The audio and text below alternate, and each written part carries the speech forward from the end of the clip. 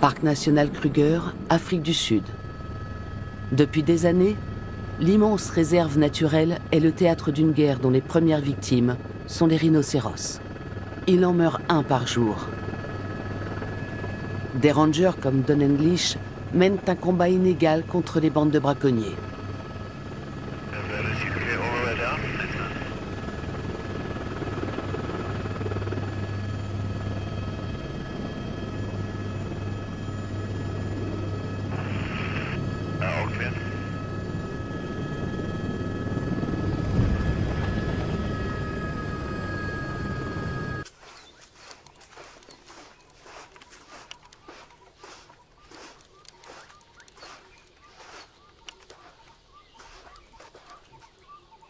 Un braconnier est passé par ici. Il a enlevé ses chaussures.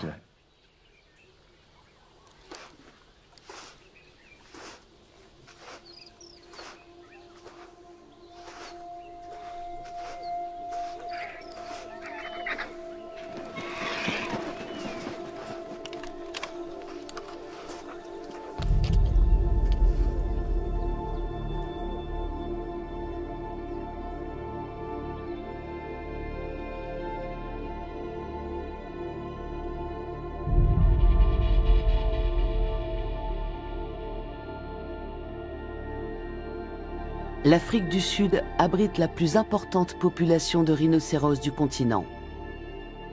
Le pays est devenu un haut lieu du braconnage. Sans nous, en un an, il n'y aurait plus de rhinocéros. Depuis 2021 et la fin des mesures de confinement liées à la pandémie de Covid-19, le nombre de rhinocéros abattus est monté en flèche. Les braconniers s'intéressent uniquement à leurs cornes, dont le prix au kilo sur le marché noir dépasse celui de l'or.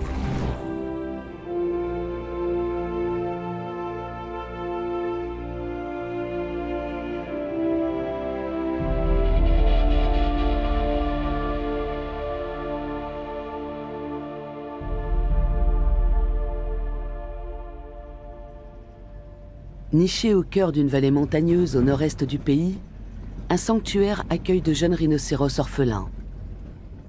Don English vient remettre en personne un nouveau pensionnaire à la directrice du centre.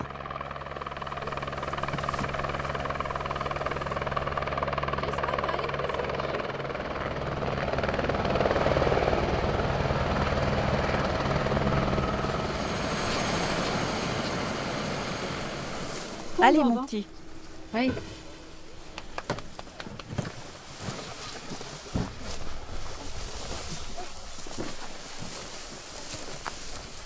Petronel Nivaout a fondé Care for Wild il y a 12 ans. C'est aujourd'hui le plus grand orphelinat pour rhinocéros au monde.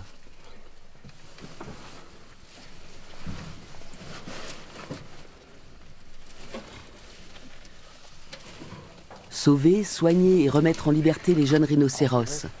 Telles sont les missions que se sont fixées Petronel Nivaout et son équipe de vétérinaires et soigneurs.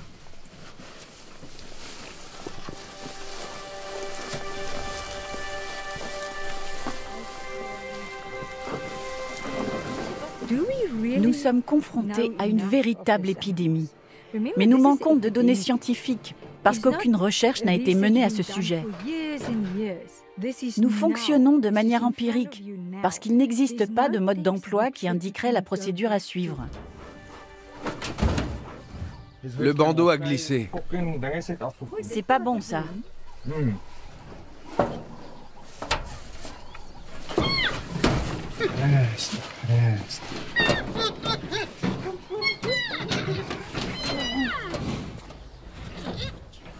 Du calme, petit. On est là pour t'aider.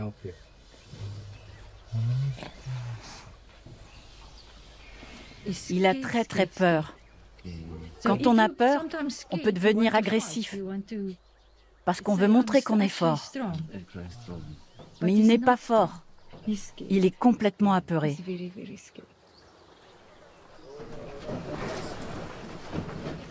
Assoiffé depuis 24 heures, le jeune rhinocéros est en état de déshydratation avancée. Pour le sauver, les soignants tentent de lui faire boire du lait chaud.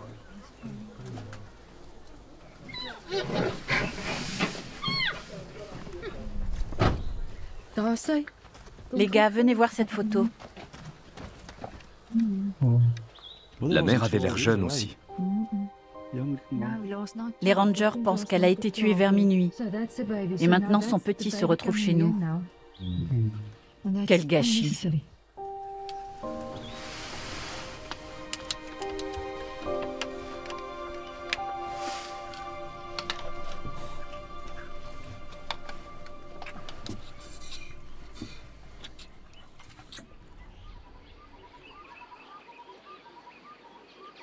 En Afrique du Sud, les actes de braconnage ont atteint leur paroxysme en 2013. Les différents confinements liés à la pandémie de Covid-19 ont mis un frein à ces pratiques avant qu'elles ne repartent de plus belle en 2021.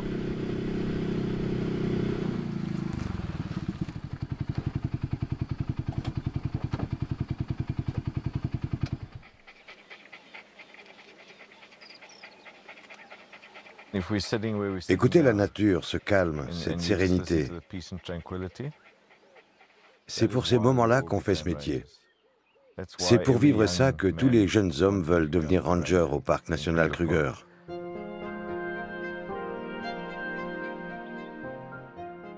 J'ai commencé à travailler ici en 1985 en tant que guide. C'était génial. C'était probablement la période la plus insouciante de ma vie.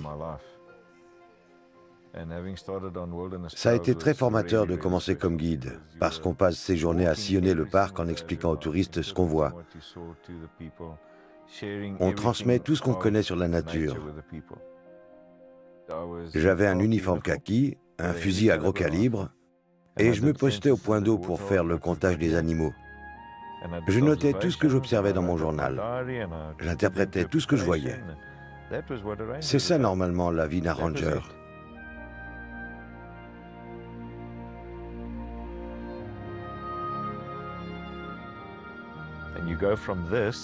Et regardez où on en est aujourd'hui. 3, 2, 1, go! These drills will save your life in the future. If you listen to what I am saying and you take in what we are learning. Avant, on était chargé de préserver la nature. Aujourd'hui, on est des soldats formés aux techniques de guérilla.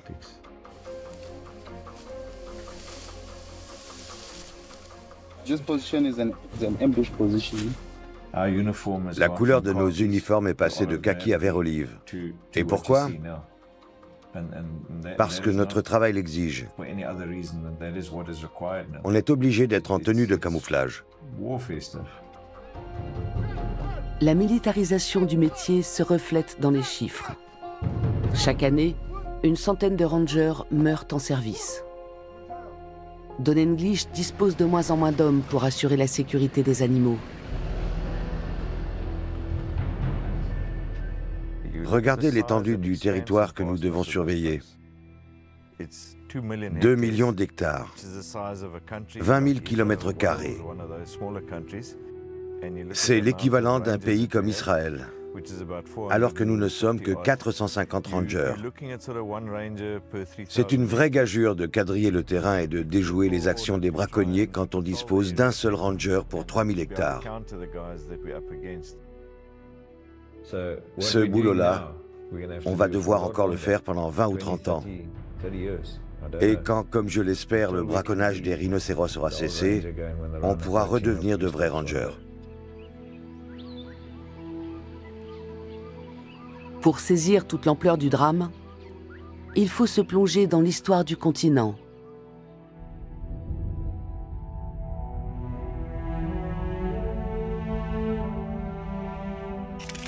Au début du XXe siècle, l'Afrique comptait plus de 500 000 rhinocéros.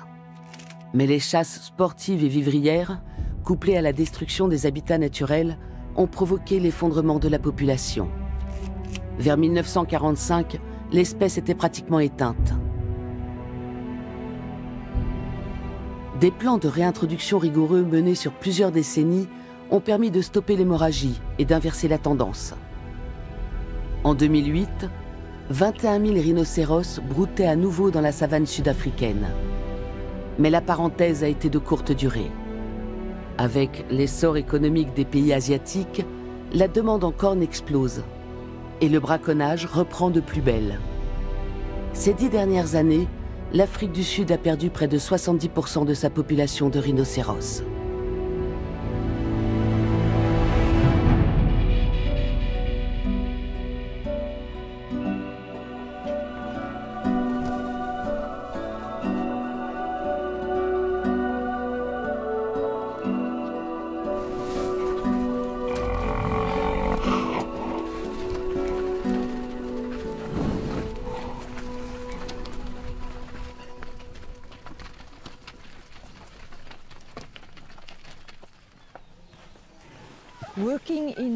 Les gens ne s'imaginent pas le boulot que c'est de s'occuper de jeunes rhinocéros.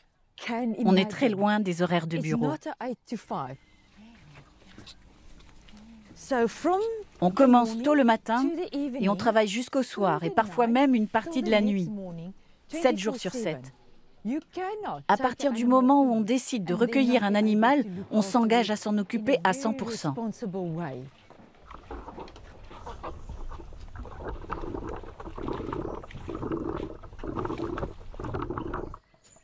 On va aller voir 2 tout nouveaux pensionnaires.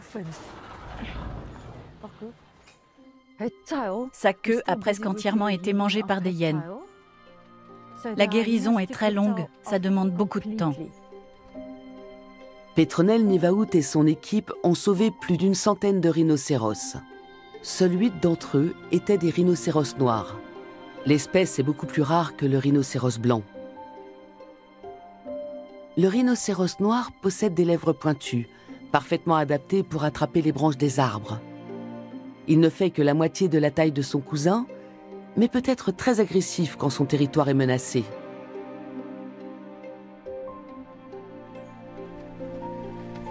Allons dire bonjour à ces 3-là. Bonjour Ratou, Badger et Phoebe. Le rhinocéros noir fait partie des espèces en danger critique d'extinction.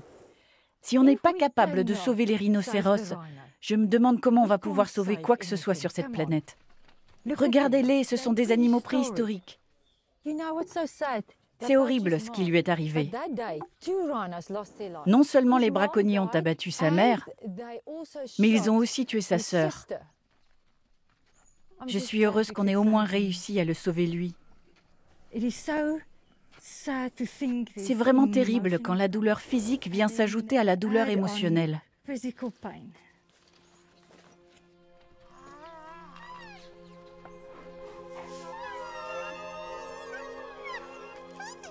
Quand la tuerie a commencé, on a mis du temps à comprendre que c'était une véritable épidémie. On a commencé par recueillir un rhinocéros, puis 2, et tout à coup, il y en a eu plein. J'ai compris qu'il nous fallait plus que 4 vigiles. Les braconniers tuent les rhinocéros pour leur couper les cornes et ils éliminent quiconque se met en travers de leur chemin.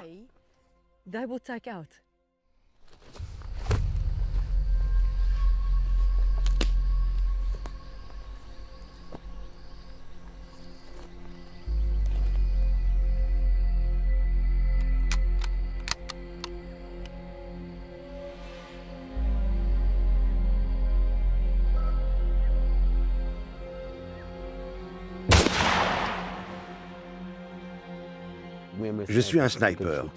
Il m'arrive d'abattre 2 ou 3 rhinocéros à la suite. Je commence toujours par le plus gros. On ne peut pas couper la corne quand l'animal est encore en vie. Mais dès qu'il est mort, on coupe et on file à toute vitesse. 2 types de braconniers opèrent dans le parc Kruger. Les uns se déplacent en voiture, repèrent une cible, sortent du véhicule, l'abattent et repartent. Les autres se déplacent à pied. Je suis encore en activité. J'ai 5 équipes qui travaillent pour moi. En général, une équipe est composée de 3 à 5 personnes. Il y a le tireur, le pisteur et les hommes qui portent l'équipement nécessaire pour tuer le rhinocéros et lui couper la corne. 3 à 5 hommes peuvent rester jusqu'à 4 jours dans le parc, le temps qu'ils aient obtenu ce qu'ils sont venus chercher. Combien de rhinocéros avez-vous tué? 12, je crois, ou peut-être 13 ou 14. Vous ne les comptez pas? Tout ce que je compte, c'est l'argent. Avec le trafic de drogue, le trafic d'armes et la traite humaine, le trafic d'animaux sauvages compte parmi les activités criminelles les plus lucratives au monde. Les gains sont importants et les risques relativement limités. Le chiffre d'affaires annuel mondial est estimé à 23 milliards de dollars. La corne du rhinocéros est en kératine, la même protéine qui compose aussi les ongles et les cheveux. Comment expliquer alors son immense valeur sur le marché noir? Une fois coupées, les cornes suivent généralement le même itinéraire.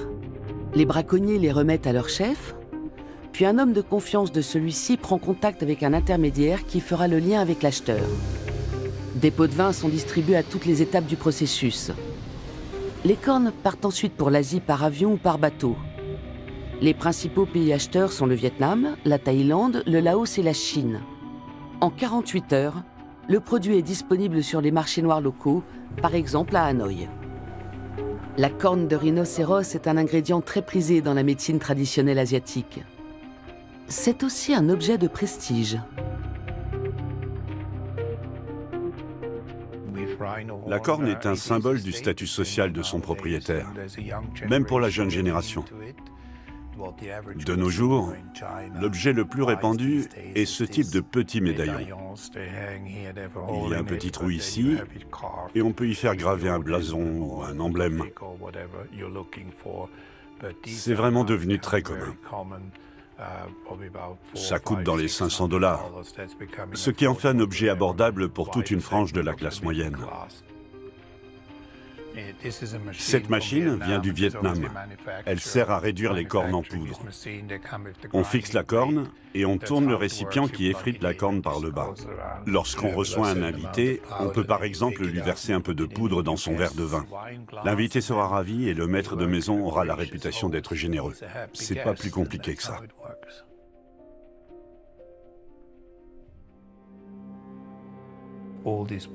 Tous ces produits sont vendus sur Internet.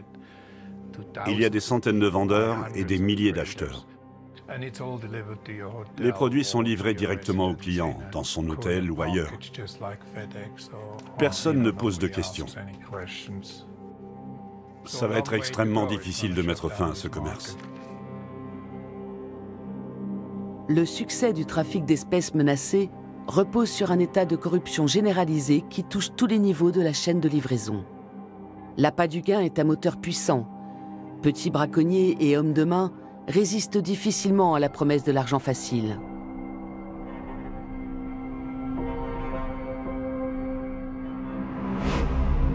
Dans les townships qui bordent le parc Kruger, le taux de chômage peut avoisiner les 60%.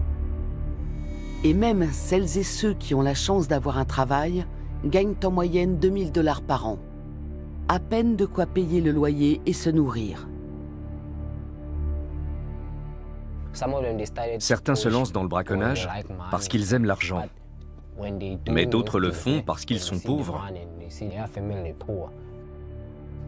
L'argent qu'ils gagnent leur permet de construire une maison pour leur famille ou d'ouvrir un commerce. Je peux vous montrer des braconniers qui ont réussi dans la vie. Ils possèdent des magasins, des taxis. C'est à chacun de décider ce qu'il veut faire. Moi, j'ai choisi cette voie parce que j'aimais l'argent facile, parce que je pouvais en gagner beaucoup, et vite.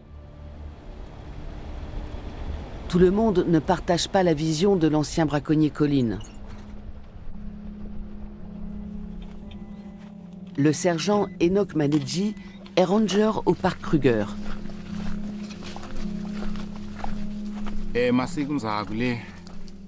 Nos ancêtres chassaient les animaux sauvages pour nourrir leur famille.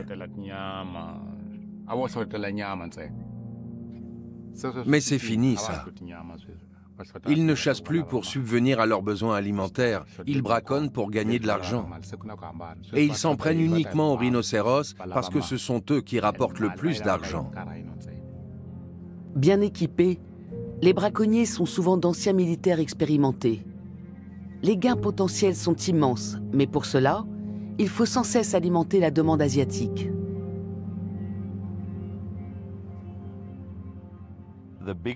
La méthode la plus efficace pour faire cesser ce trafic consiste à éliminer le maillon intermédiaire de la chaîne, c'est-à-dire les hommes qui font le lien entre les braconniers et les grands acheteurs internationaux.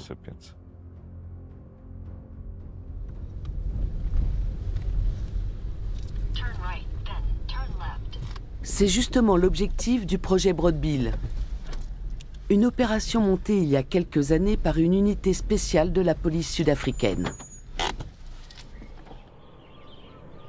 Dans le cadre de cette opération, vous serez uniquement désignés par vos noms de code. 701, 702 et 703. Vos vrais noms ne seront jamais cités. L'équipe était composée d'enquêteurs émérites, d'agents infiltrés et surtout d'informateurs issus du milieu des braconniers. Cible de l'opération, les têtes de réseau, c'est-à-dire les principaux trafiquants sud-africains de cornes de rhinocéros. Pour mon premier braconnage, j'ai été payé 30 000 rands, environ 1 700 €. La fois d'après, c'était la moitié. Ces hommes ont été impliqués pendant 1 an dans les organisations criminelles qu'on ciblait. Et heureusement pour nous, ils ont changé de camp. Combien de rhinocéros avez-vous tué la première fois?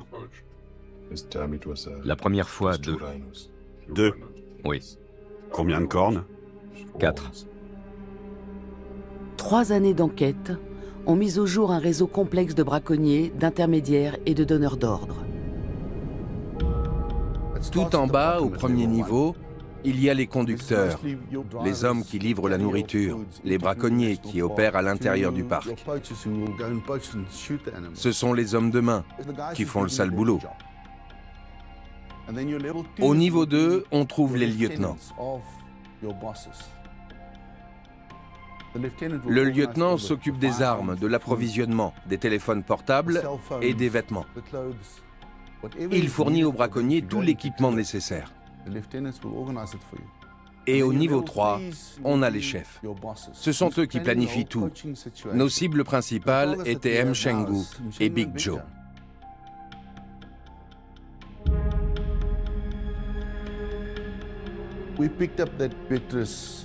Notre enquête avait révélé qu'il s'agissait des véritables cerveaux derrière les actes de braconnage du parc Kruger.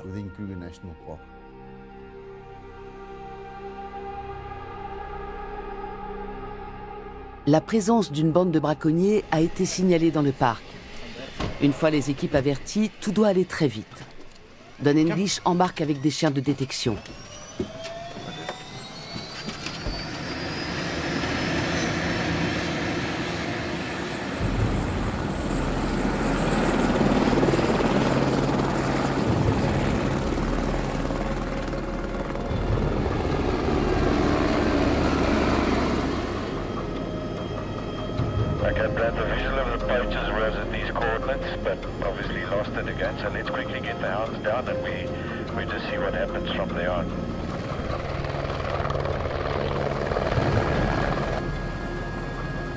Accompagnés de chiens équipés de colliers GPS, les rangers vont tenter de prendre les braconniers au piège.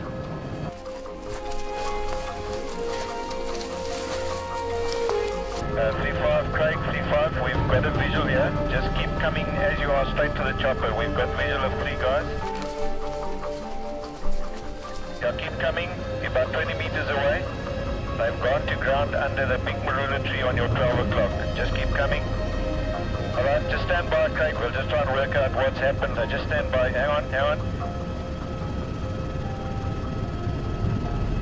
Okay, there, I see you got them.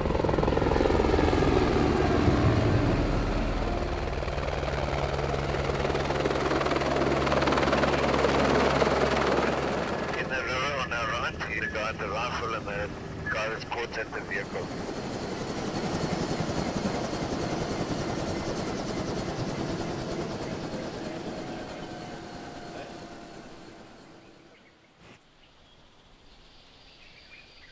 Ils ont dit de vous lever. Lève-toi. Qui a enterré le fusil? Quand les braconniers se savent pris au piège, ils se débarrassent de leurs effets personnels et surtout de leurs armes. Tout ce qui pourrait constituer une preuve devant un tribunal. Comment ont-ils marqué l'endroit? Ils ont simplement recouvert le fusil de terre. Ne fais pas cette tête. Tu devrais être content. T'es un vénard, mec. Au moins, t'es toujours en vie.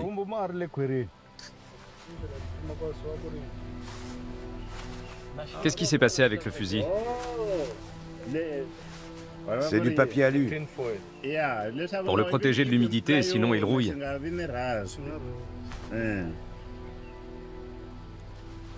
Le cœur du problème, c'est le marché asiatique. La demande est tellement importante qu'il faudra beaucoup de temps pour que ça cesse. Et tant que cette situation ne changera pas, on ne pourra pas mettre fin au trafic de cornes. Dans le nord-ouest de l'Afrique du Sud, un homme est convaincu de détenir la solution au problème.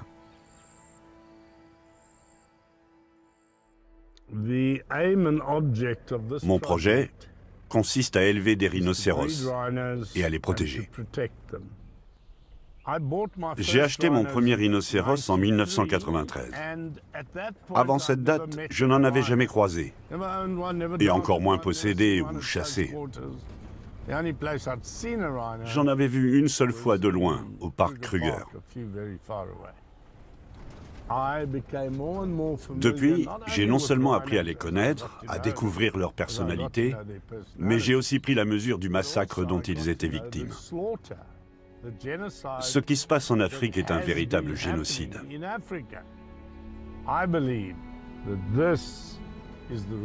J'ai donc développé ma recette pour sauver le rhinocéros de l'extinction.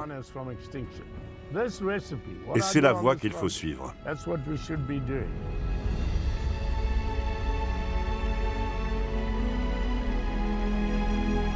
John Hume est aujourd'hui le plus grand propriétaire de rhinocéros au monde. Il en élève plus d'1 millier dans son ranch de 8400 hectares. Si l'entreprise est un succès, c'est au prix de millions de dollars d'investissement en infrastructures et en travaux de recherche. John Hume emploie également l'une des plus importantes milices privées d'Afrique du Sud. Ceci est l'aire d'alimentation de nos rhinocéros. Ils reçoivent environ 4 tonnes de compléments alimentaires par an, qui stimulent la reproduction et leur permettent d'avoir plus de petits. Ça coûte très cher, car plus il y a de rhinocéros, plus les frais d'entretien sont élevés. John Hume a investi plusieurs millions dans une serre exclusivement dédiée à la culture de plantes riches en protéines qui stimulent la croissance des cornes. Les frais de personnel et d'équipement sont conséquents, car le troupeau doit être nourri 3 fois par jour. Et bien sûr, les animaux ont besoin de suffisamment d'espace pour vivre dans de bonnes conditions. Chaque animal dispose d'environ 5000 mètres carrés. Ça leur permet de s'épanouir dans leur vie de rhinocéros sans se marcher les uns sur les autres.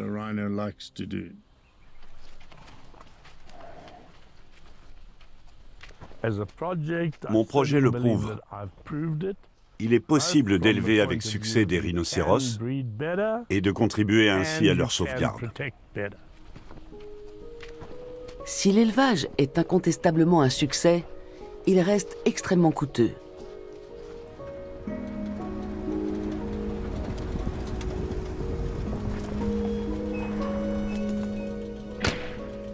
Du côté des défenseurs des animaux, la démarche de John Hume n'est pas perçue d'un bon œil. En particulier, depuis qu'il s'est mis à couper les cornes de ces rhinocéros. Pour leur propre sécurité, explique-t-il. L'opération n'est pas douloureuse et beaucoup moins stressante pour eux que la pratique très répandue qui consiste à les transférer dans d'autres parcs pour les mettre en sécurité. Couper la corne d'un rhinocéros ne lui fait pas mal et ne le stresse pas. Et elle repousse. En effet, la corne repousse de 6 à 10 cm par an. Une matière première renouvelable en quelque sorte. Sur le marché noir, 1 kilo de corne peut atteindre 20 000 $ et plus. Une fois qu'on a prélevé les cornes pour protéger le rhinocéros, on serait stupide de les garder chez soi à la maison. Certaines personnes sont prêtes à tuer pour mettre la main dessus. Mais il serait tout aussi bête de les stocker dans un entrepôt sécurisé, ce qui reviendrait très cher en loyer et en assurance. Alors pourquoi ne pas les vendre, si ça permet à l'espèce de survivre? C'est une question de bon sens. Tout le monde n'est pas de cet avis, loin de là.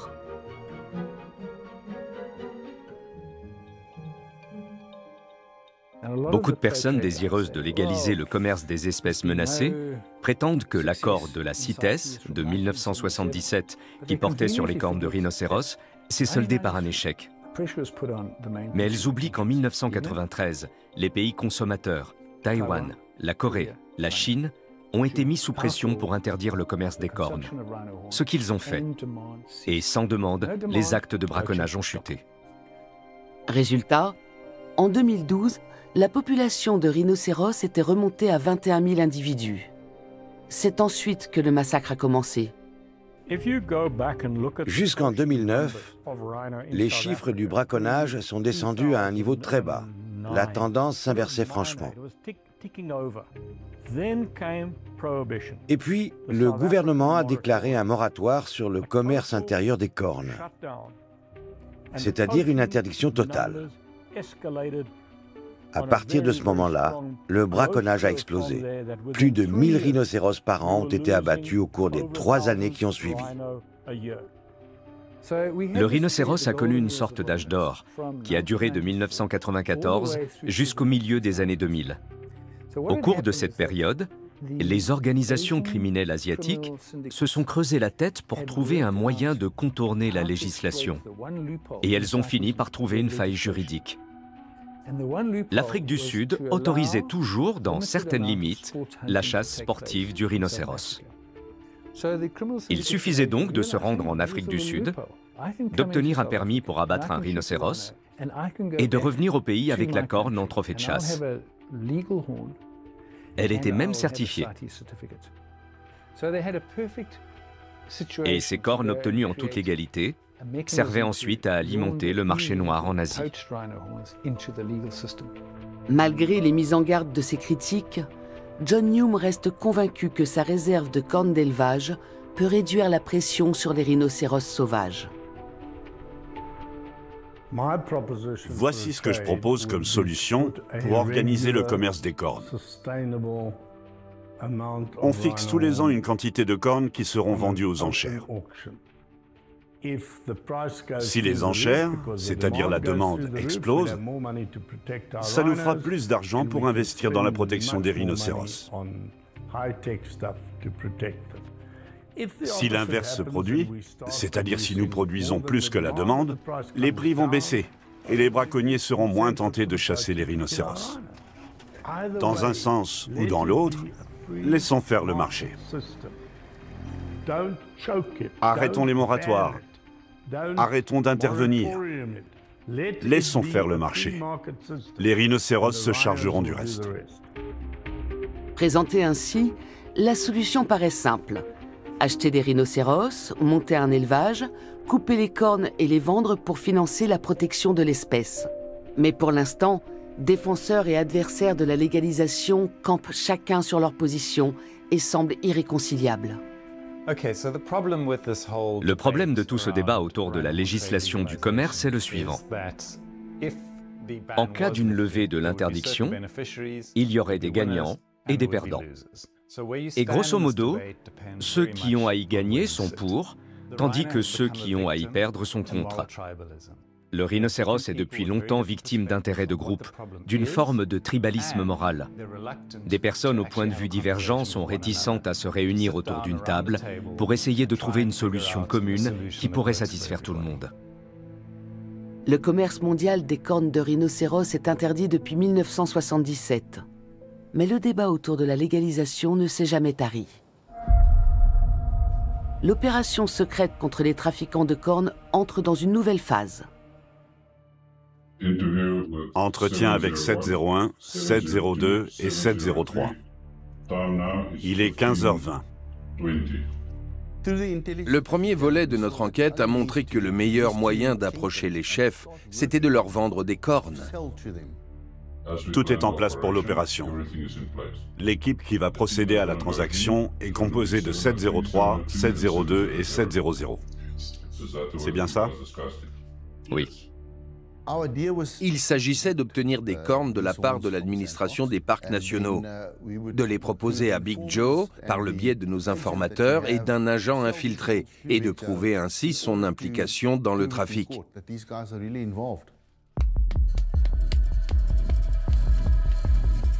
Dans ces situations, il faut réunir un maximum de preuves aussi rapidement que possible.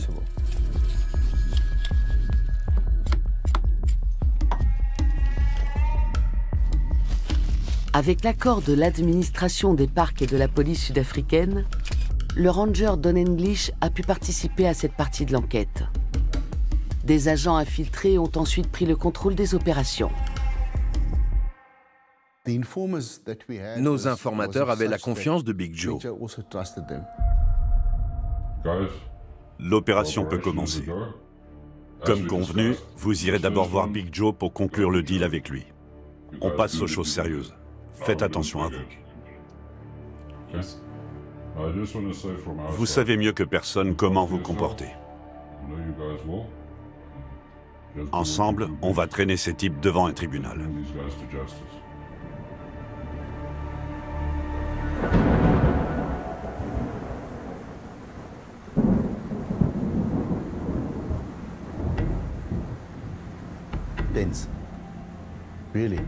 Ces situations sont extrêmement stressantes. Tu ne sais pas ce qui se passe à l'intérieur. Tu crains pour les vies de ton agent et de tes indices. Vu le passé criminel de Big Joe, il n'était pas exclu qu'il s'en prenne à notre agent ou même aux informateurs. Donc, il y avait de quoi être inquiet.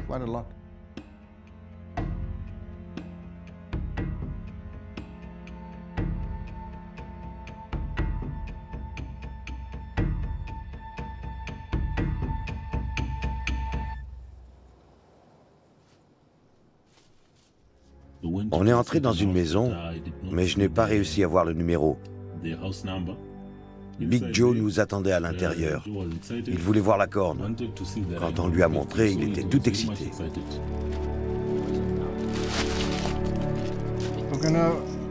Il l'a payé combien? 64 800 rands, 3 600 €. Il était super content. Et il nous a dit qu'il serait ravi de retravailler avec nous. Il était vraiment enthousiaste. Avec tous les renseignements dont on disposait et les preuves qu'on avait réunies, il y avait de quoi monter un dossier d'accusation solide.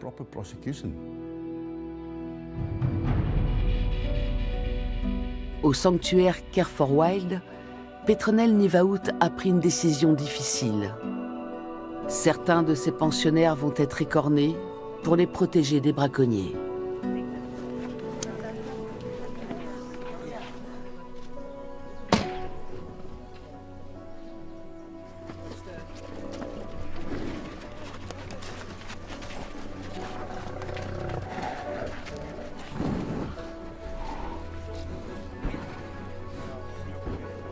Lorsqu'un animal pèse 1,5 tonnes ou plus, les effets de l'anesthésie peuvent être dangereux.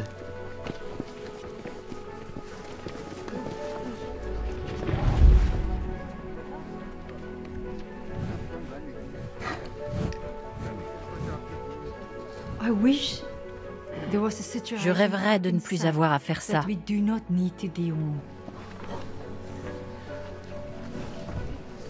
Aucun animal ne devrait avoir à vivre ça.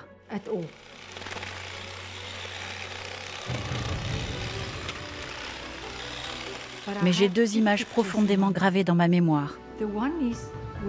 L'une nous montre assis autour d'un rhinocéros sous anesthésie pendant que le vétérinaire lui coupe la corne en prenant toutes les précautions possibles.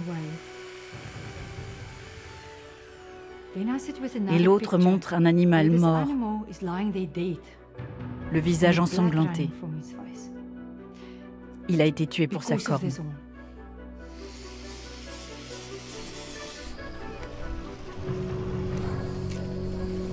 Soudain, un jeune rhinocéros en cours d'anesthésie réagit mal.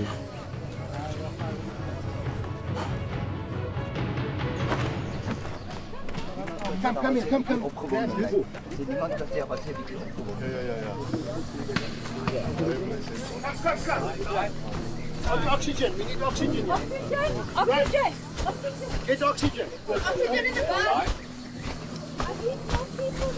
Stand by, strong. With hand. You want me to keep going after that? Yeah, please. Give me this. It's got the heart rate. We can't tell with the breathing to hurt breathing. No, the heart's nice and strong.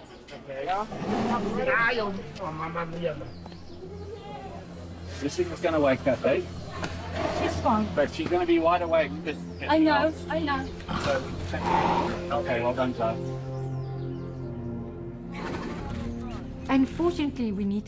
Il faut malheureusement se faire à l'idée que même une petite corne comme celle d'un bébé rhinocéros vaut énormément d'argent sur le marché noir. C'est pour ça qu'ils tuent des adultes, mais aussi des juvéniles, parce que tout rapporte de l'argent. C'est aussi pour cette raison que le sanctuaire ne conserve pas les cornes coupées.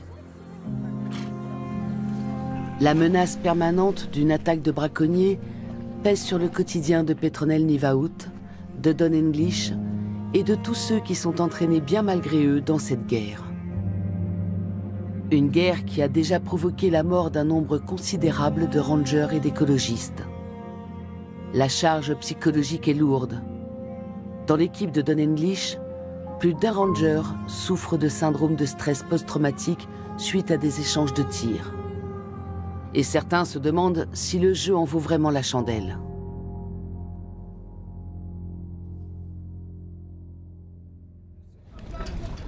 Du côté de l'opération Broadbill, les nouvelles sont encourageantes. André Swart et ses enquêteurs disposent enfin de toutes les preuves nécessaires.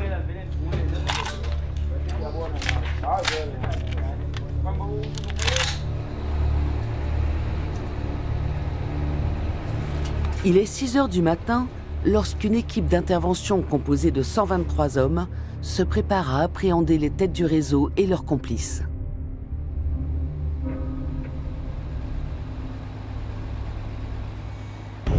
It's on! It's on!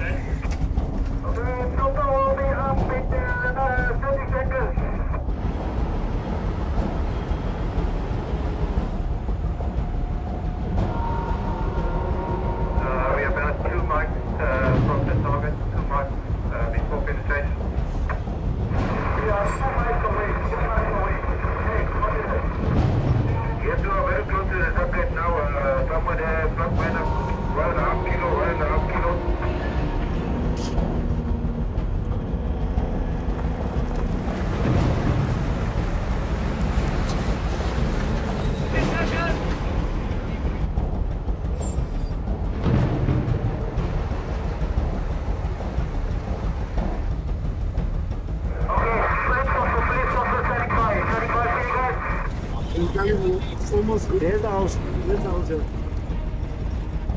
Okay.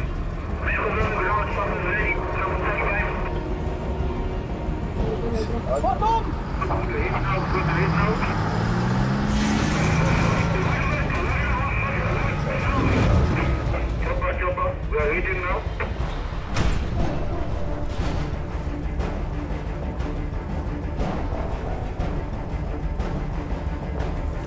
Cover! I need cover, cover, cover, cover, cover, cover, go! Go, go, go! Cover me!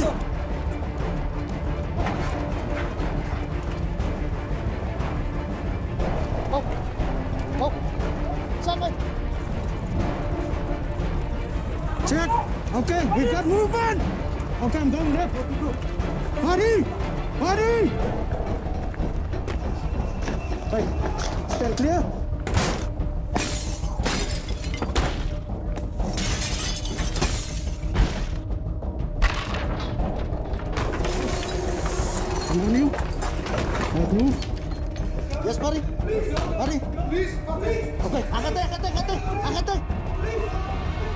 He's a man of brothers. Hit it. Another one. Go. All right, go. On you. Don't move, babe. Don't move.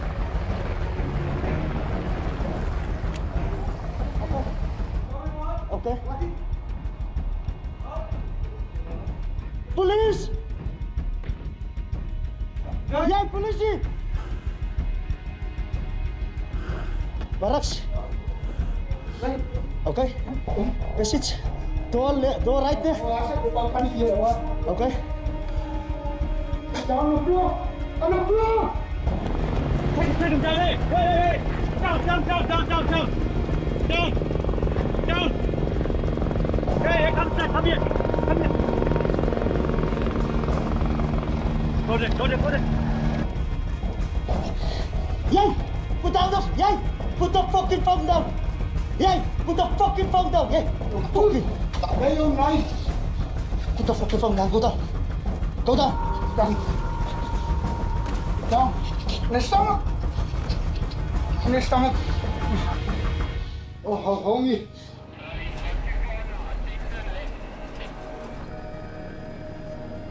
Yeah, the guidance came in at 1 meters of the sea that continued. That 1 meter that from an hospital of the sea that is now 20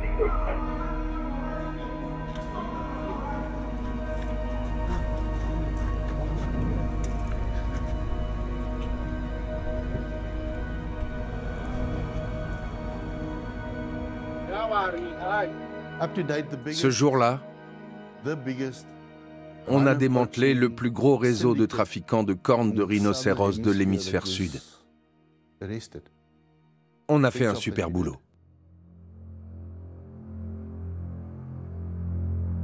Pourtant, malgré des preuves écrasantes, les têtes du réseau M. Chenggu et Big Joe sont libérées sous caution. Et la date de leur procès ne cesse d'être reportée.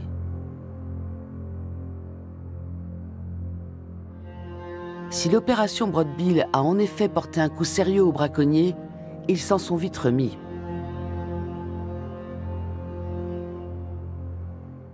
Depuis leur libération sous caution, les chefs sont passés dans la clandestinité. Ce qui nous inquiète, c'est qu'ils démarchent maintenant directement les rangers et d'autres employés du parc. Ils les utilisent pour obtenir des informations. Avec leur aide, ils infiltrent des braconniers dans nos rangs. Récemment, ils ont même embauché des rangers comme tireurs. Cette tactique a beaucoup progressé depuis leur remise en liberté. En 2021, les activités de M. Chenggu ont fini par le rattraper. Il meurt en pleine rue, criblé de balles par des inconnus. Ça fait longtemps maintenant que je travaille dans la police et ça fait mal de voir à quel point l'État sud-africain est gangréné par la corruption. Pas seulement les forces de l'ordre, toutes les administrations. C'est une tâche immense, mais nous devons nous y atteler. Il faut se débarrasser de tous ces types qui se font de l'argent en rendant des services aux criminels. La corruption de la justice sud-africaine affecte la conservation des espèces. En 10 ans, le pays a perdu 70% de ses rhinocéros. Mais Don English tient à rester optimiste. Je trouve quand même qu'on a réussi à inverser la tendance. Chaque année, le nombre de rhinocéros tués baisse. Alors oui, c'est probablement lié au fait qu'il y en a de moins en moins et que ça devient plus difficile de les abattre. Mais sans nous, les rangers, il n'y en aurait certainement plus du tout. En résumé, il faudrait que des gens aux valeurs et aux points de vue diamétralement opposés soient capables de s'asseoir autour d'une table pour réfléchir à une solution commune. Dans ce cas, il resterait de l'espoir. Mais en sommes-nous vraiment capables?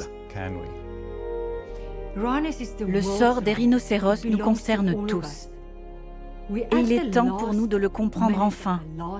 Il y a urgence. Si tu doutes du fait que tu vas gagner, alors remballe tes affaires et laisse ta place à quelqu'un qui a une attitude positive. On va gagner.